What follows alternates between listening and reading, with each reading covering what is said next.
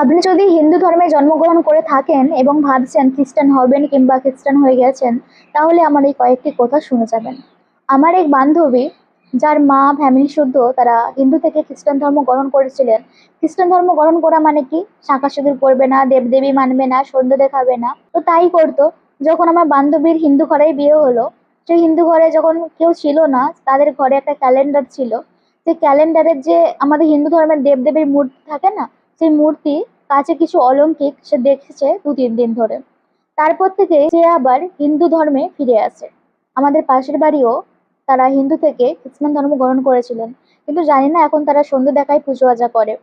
তো সেই জায়গা থেকে বলবো, আর এই এই সময়ে এসে আপনারা তো যদি হিন্দু থেকে খ্রিস্টান হতে চান, সেইটা একটা এই সমাজের জন্য বড় অপরাধ।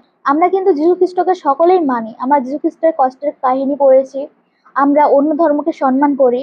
যেমন আমরা হিন্দু হয়েও মুসলিম ধর্মের কিছু কিছু জিনিসকে অনেক সম্মান করি, ভাবি যে না, এই কাজটা খুব সুন্দর। আমাদের যেমন মন্দিরে কি দেখা যায়, যে মন্দিরে বসে আমাদের অনেক মানুষজন হিন্দু ধর্মীয় তাস খেলছে, হ্যাঁ এগুলো হয়তো আড্ডা দিচ্ছে, কিন্তু তাদের মসজিদে কিন্তু ওটা দেখা যায় না। তারা কিন্তু মসজিদে এসব খারাপ কাজ করে না, তাদের ধর্মটাকে তারা খুব ভালোভাবে পালন করে। তেমন আমরা কি সম্মান করি, কিন্তু আমরা নিজের ধর্ম ত্যাগ করে কখনো অন্য ধর্মকে যেতে পারবো না। নিজের ধর্মকে ছোট করে অপমান করে কিন্তু ভালো থাকা যায় না। তাই সকলকে বলবো, আপনি যেই ধর্মে জন্মগ্রহণ করেছেন সেই ধর্মকেই মানুন, সম্মান করুন, কিন্তু অন্য ধর্মকে সম্মান করবেন, কিন্তু ধর্ম ত্যাগ করবেন না।